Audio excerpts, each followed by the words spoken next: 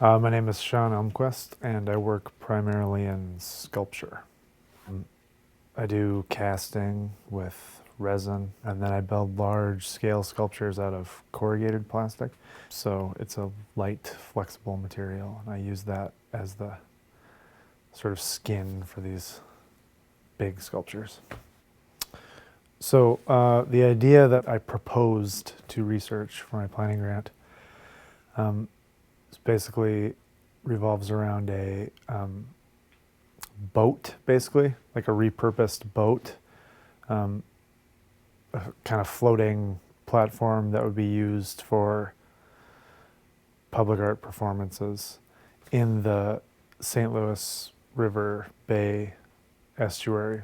It's the big body of water that you see when you come over the hill coming into Duluth. That's connected to Lake Superior via the famous lift bridge. So both on the Wisconsin and Minnesota side, there's just an enormous amount of sort of untapped waterfront. And there's a lot of beautiful sort of ecosystems down there. And it's its own kind of world. Basically, the idea was to kind of repurpose a pontoon boat, some sort of floating, movable platform, and then building a kind of sculptural performance venue on it, and then staging public performances along the lake shore, the parts where the public kind of interact with that part of the St. Louis River. I wanted to do a sculpture on water. So I wanted to work in some way with some kind of body of water, because that's an idea that I've been kicking around for a couple of years, and that's really interesting to me just for kind of spatial, formal, sculptural reasons.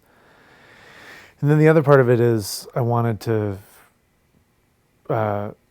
develop a public art idea that kind of bridged two worlds that in Duluth are kind of disparate, but are also intrinsically linked, which are the visual art world and then the performance art, music and dance, those kind of things. And both those things have really strong communities in Duluth.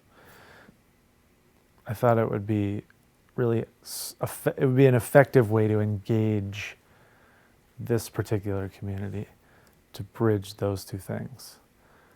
You could kind of bring those two worlds together.